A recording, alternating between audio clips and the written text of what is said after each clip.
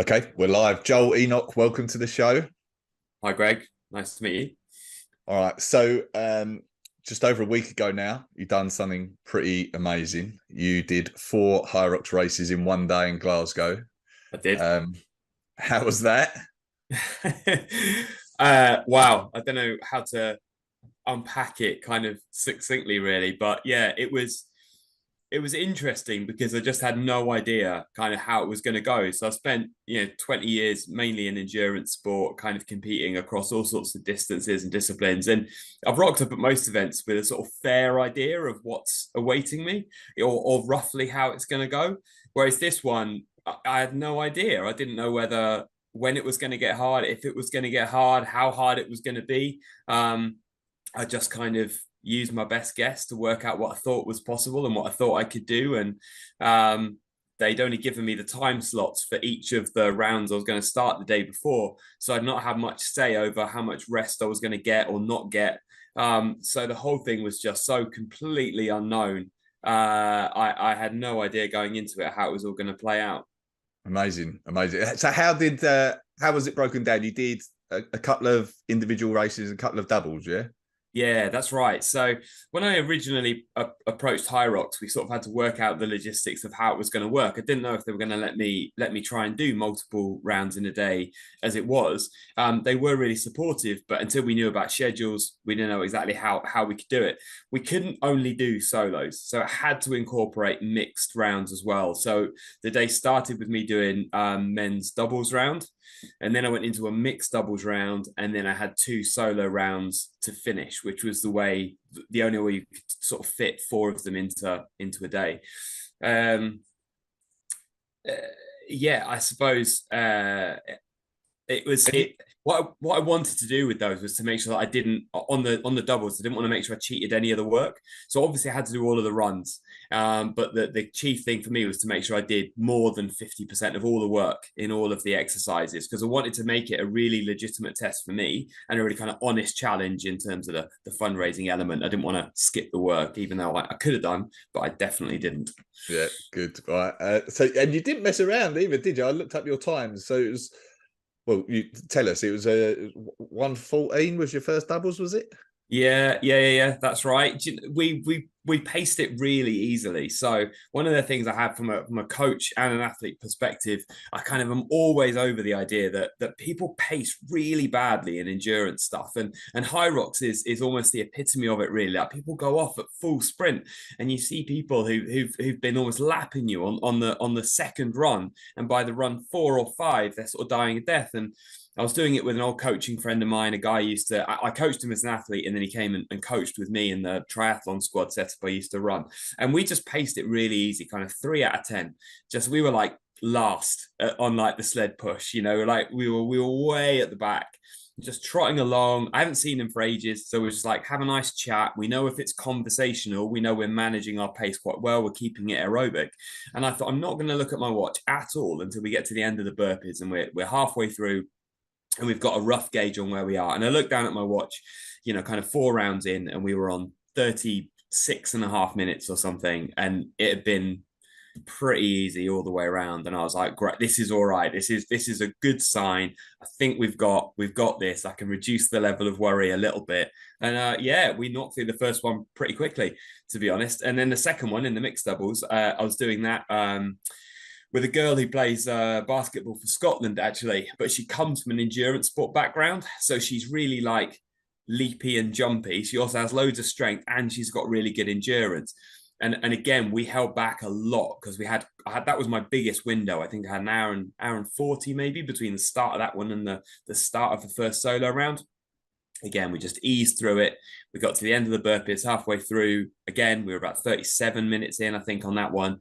And then we just took it really steady through the rest of it. So it did give a chance to kind of pace pretty comfortably. I'd actually love to jump in with Sean, the girl I did the mix with, and see how fast we could go one day, because I think we'd have a good time in us.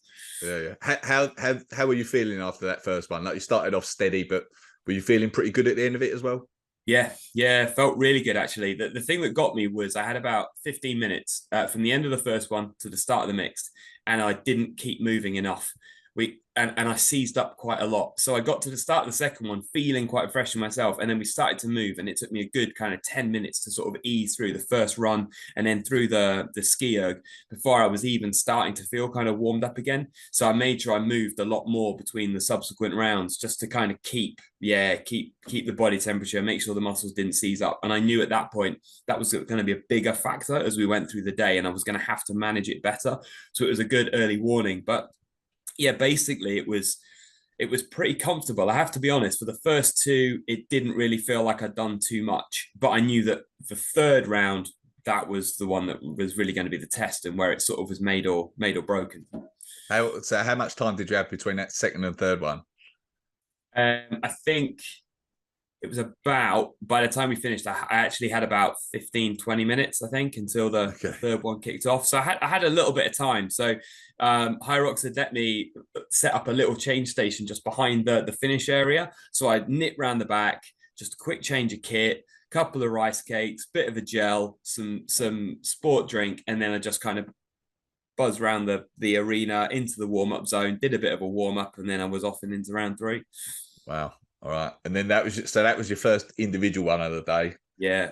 And that was tough. So the window from the start of round 3 to the start of the fourth one was only an hour and a half. So I had to get through it, I reckoned, in an hour and 20 minutes to give me the time to actually get round the back, change my vest, fight my way through the crowd, get through the warm-up zone and into the start.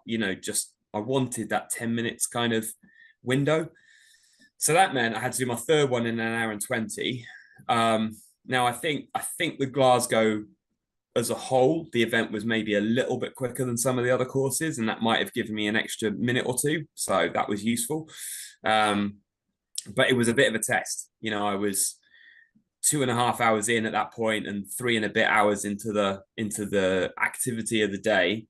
And I thought, right, what have I got in me? So I just decided to push the third one pretty hard. Nothing that was unsustainable, but I kind of hit a solid 7 out of 10 effort and just thought, what's that going to give me?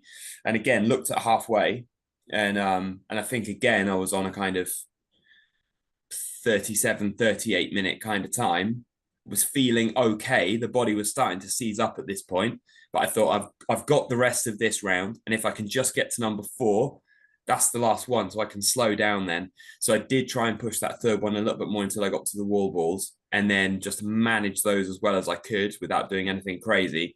And at that point, again, I knew that I was sort of within the time, and I think I did, to the top of my head, I think I did round 3 in an hour and 18. But I haven't actually looked. I'm a really bad sport geek. I just kind of go and do it for the pleasure of doing it. And I haven't reflected on the numbers very much, but I think I spent like 8 or 9 minutes on the wall ball. So I did take those pretty steadily, just not to blow up. So there was actually quite a good time in there, I think, and it went reasonably well. So that's a good time. That's a good time. 1:18 with an 8-minute wall ball is impressive. Yeah, well, it's not bad. It always surprises me, to be honest. I don't really consider myself much of an athlete, so it always surprises me when I'm sort of doing all right at stuff, and I look around and go, "Oh, these people all look quite fit," and I'm seem to be doing all right myself, and it's a nice surprise every time. So that's good, really. And then the fourth one, did the pain start setting in then? Right. So yeah, I was kind of aware at the end of the third that I was getting pretty tired. My quads were really starting to shut down, kind of big time. And I sort of got to the start of the fourth one, and I thought, emotionally in my head, I was really positive. So I was like, great, almost the work is done. We've got one more to go now. Let's enjoy it. And then a countdown went, and we all jogged off. And I got like 100 meters in, and I thought, my legs are sore now. This is quite bad. And then so I took that steady. I took the ski erg steady, and I took the second run really steady, because I could feel that the quads were they weren't cramping, but they were shortening up. They were just really tight. And I thought, we've got another hour and a bit to go here. Like, let's just not go crazy. I got to the push, and I just leant into it. And it was so funny because the day went really quickly. So it felt like 5 minutes before I'd been there with my friend on the first round, and the push was the easiest thing in the world. I got to it on the fourth round, and I just leant into it, and I pushed it, and it just didn't move. And I thought, oh no, we're in for a really long effort here. And every single time I leaned into it and pushed, just my legs just screamed, just like burning kind of stabbing pain that you get when you've started to break down the muscle tissue. You've got loads of fatigue in there. You know, I didn't have the capacity to eat as much as I really needed to get through the event, so that was starting to kick in as well. And it was just a case of survival then. So I survived the push, I survived the pull, I got to the burpees, and that was where I had to really go into quite a deep place, to be honest, because I knew that I really needed to get through it in a reasonable amount of time, because almost like the walls were closing in. I couldn't just go, I'll take 3 hours over this, because I wouldn't have made it. So I had to balance the fatigue with actually finishing it. So I sort of, it was down to business on the burpees, and they just felt absolutely endless. It felt like I was there for half an hour, but I just kept going one rep at a time, one rep at a time. Don't stop, don't stop, don't stop. Running off of those was hard. I cruised the row as much as I could, but even the range of movement was pretty short by then, because again, the legs and my back had started to tighten up as well. And I was mainly worried about the lunges. So I did the carry, and I got to the lunges, and I went down on the first one, and they were every bit as bad as I thought they were going to be. I managed to get about 5 or 6 in, and then I just went down into a lunge, and I thought, I don't know how I'm going to get up. I pushed with all I could through my front leg, and nothing happened. I thought, oh, this is going to be really tough here. And I kind of figured out I could actually push with my back leg to get myself back up again. And then I just wrestled my way through those again, just one by one. But yeah, it was really sore, and I had to really kind of dig very, very deep to get through those. And then by the time I got to the wall balls, it was sort of all right, really. And the guys on the microphone were there, and they were cheering me on, and there was loads of crowd support, and there was a bit of good feeling, and a bit of adrenaline kind of entered my system, and I got through those all right. But yeah, amazing. The fourth one felt like half of the day, quite generally. Yeah. Genuinely, it was tough. Amazing. So what gave you the idea to do this? So I mentioned earlier, I come from a triathlon background. The second biggest triathlon in the country is down at a place called Blenheim Palace down in Oxfordshire. And a few years ago, someone wrote to them and said, look, you run these races all weekend. Would you let me try and do as many as I can in a weekend? And so we did. And so they let him finish one and jog to the start and do another one. And he did however many rounds he did in the weekend, I don't know. But what happened was, it became a legitimate event. So more and more people did it year on year on year, and they all do it for charity. And it's raised loads and loads of money, these weekend warriors, they call them, who like take on multiple rounds. HYROX is new, and no one's really tried to do that before. And I thought, I want to do something with my fitness and my training that is going to raise money for charity, that's going to do some good, that's not so selfish and just about me competing. And what can I do? You know, I can't go and cycle around Africa. I've got a job, I've got a family, and no one's going to give me any money to go and run a 5K. So I've got to find something in the middle that's a really legitimate challenge that maybe no one's done before. And doing these multiple rounds of HYROX kind of seemed to be the thing. So the inspiration was these guys who did it in the triathlon context. And so then I thought, well, how many can I do? And I thought, well, I think I've probably got 3 in the bag. I think 5 would be too many. So let's see about 4. And I think that was right. I think three wouldn't have been enough of a challenge. I couldn't have finished 5. So we nailed that. And I think what my hope is going forward is that, you know, it's down to HYROX whether they allow it. But I'd love other people to kind of be a bit inspired and see if they can do 4. You know, can someone do 3 solos back to back? Can someone do 5 in a day? Can someone do more in a day? Can people do more across the weekend? You know, and if people can do that for charity, then maybe if my example can inspire a few more people to take up a challenge and raise a bit more money as well, then that would be great. So I kind of hope that there's a little bit of a sort of a legacy thing from it as well. Yeah. Who are you raising money for? Yeah, thanks very much. So 2 charities. One is World Vision, and the other is St Andrew's Children's Society. So both of them do their work really to give kids a future. So World Vision work globally to work with kids who've been born into impoverished communities, and they go in and they use local people and local resources to rebuild those communities to give kids a future. And they build the educational systems and everything that little community might need to be able to flourish.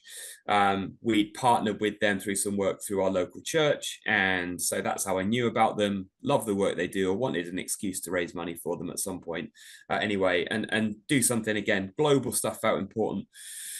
And then the St Andrew's Children's Charity is a local Scottish charity. It's the oldest fostering and adoption charity in the UK. They're just celebrating their centenary. And again, it's just trying to find homes for kids that don't have homes. And, I really want to, if we're going to change the world for the better, then we need to get it right with the kids. So if we can give them a better start in life, then that would be good. And donations are still open, so we're still collecting, and there's going to be a film of the event out next week as well, which is going to go live on the YouTube channel. So we'll hopefully raise a little bit more money for those two charities over the coming weeks.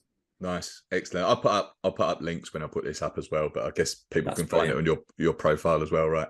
Yeah, brilliant. Thank you. All right. I assume this wasn't your first HYROX, by the way. No, I've done two. So I did Manchester last year, 2022, and Manchester this year, 2023. My next challenge is to try and do one healthy, because last year I'd badly injured my foot, and I basically broke my foot on the second run in Manchester. And so managed to finish it and qualify for the Worlds, but they were in Vegas, and I wasn't going to take myself to Vegas for that. And plus I had to take another 8 weeks out to let my foot heal after the event. And then this year I went into it, and I've been ill for about 3 weeks beforehand and pulled the same tendon in my foot running up to it. But I did still manage to qualify for the Worlds. So I'm doing the Worlds in Manchester in May, but they up all the weights. And the difference between the normal weights and the pro weights that they do at the World is literally the difference between what I can and can't move. So I don't intend to do particularly well, but I will go there probably quite run fit is the idea, quite aerobically conditioned, and we'll see if I can get through the heavy stuff and what that brings on the day. But that'll be a bit of fun. And then, the future, I think, is doing lots more of the sort of team and relay ones and doubles events, and maybe have a go, as I say, at doing a solo healthy at some point. Right. I've got to ask, how did you break your foot on the second run? I'd already broken it. So okay. I went and did like a soft play thing with my daughter kind of 6 weeks beforehand, and twisted my foot on a mat. And I avulsed a tendon, which is where the tendon stays attached to the bone, but it pulls the bone apart. So I did that, and then I thought, oh dear, I've got HYROX in 6 weeks. I better not do any run training. So I did no run training, went into it and thought, is it healed? And it wasn't. So that went crack again on the second run of that. So that was pretty nasty. And then this year it was just like literally, I got to say, I got ill, and then I just twisted my foot a couple of days before Manchester this year, and kind of pinged it a little bit. It was all right, but it inflamed a little bit. So I wasn't in tip-top run form for that one, but it was good enough and still enjoyable.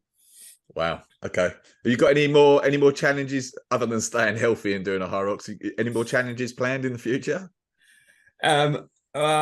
Not charity challenges yet, but I'd like to find some. There might be some other kind of HYROX related ones that I might be able to do. The rest of this year, it goes back a bit more selfish again. So I've got World Aquathlon Championships, which are also in May. So that and HYROX World both in May. They could have spread them out, but 2 World Championships in 1 month seems pretty fun.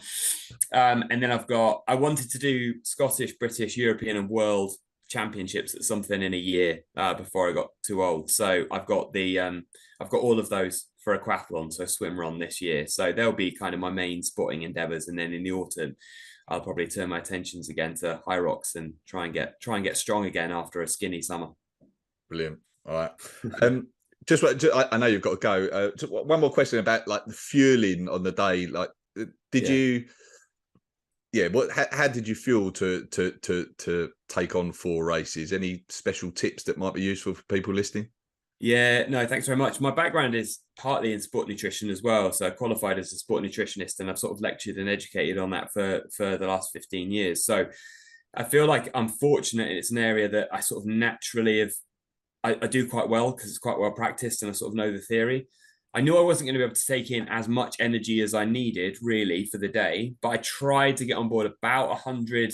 I actually managed to get about 110 grams of carbohydrate on board every hour from the start to the end of the challenge, which was about as much as I thought I could tolerate. And I think I was right. My stomach was about on edge. That would be more than some people could probably tolerate in an hour.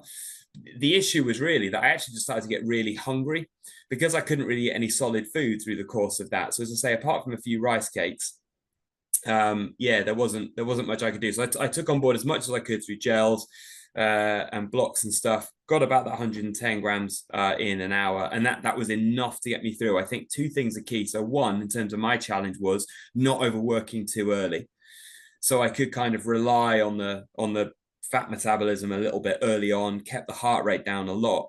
The second thing was I felt like it was really more about hydrating than fueling. Because you're inside, for anyone who's done a HYROX, they know it's so warm. You're just losing a huge amount of sweat. If sodium loss is an issue for you as well, I'm fortunate it's not too much for me, but it is for some people. I think the hydration aspect is really key. And if I was to give a tip to people who haven't done it before, I'd say get your hydration right. Make sure the day before, particularly, you're hydrating really well. Certainly with fluid, possibly with sodium as well. And if you pre-hydrate, you're going to help yourself loads on the day, and then just kind of tick that over in the morning. I do see a lot of people as well making the classic mistake of rocking up at the start line and drinking 500 mils 2 minutes before they start. Just because it's in you doesn't mean it's hydrating you, and you've got to do all of that hydration kind of at least 2.5, 3 hours before, or like I say, the day before. So hydration feels a really big aspect of HYROX as a challenge for me, rather than the nutritional side. Yeah, yeah, and it stops you from having to stop for minutes and minutes in the rock zone as well. Like if you're hydrated a few days before, you reduce the need for that. Yeah, exactly. Yeah, you can kind of nutritionally, if you're well fueled, you can get through a kind of hour and a half effort pretty well. But hydration will find you out in that time, especially if you're a heavy sweater or you lose a lot of sodium in your sweat. You'll be 40 minutes in, and that will be starting to have a really big impact. And it's very easy to get that wrong. So I think dialing in a really good hydration strategy around the event, from the days before through the event and afterwards to help recovery, is actually really key. Yeah, 100%. All right, brilliant. Well, it's amazing what you've done. Congratulations, incredible achievement. Thanks for joining us. I'll put up links to the charities and everything like that as well. So yeah, thank you. Appreciate it. Brilliant. Thanks, Greg. Really appreciate you giving it a bit of coverage. And yeah, great to talk to you. No worries. Take care, everyone.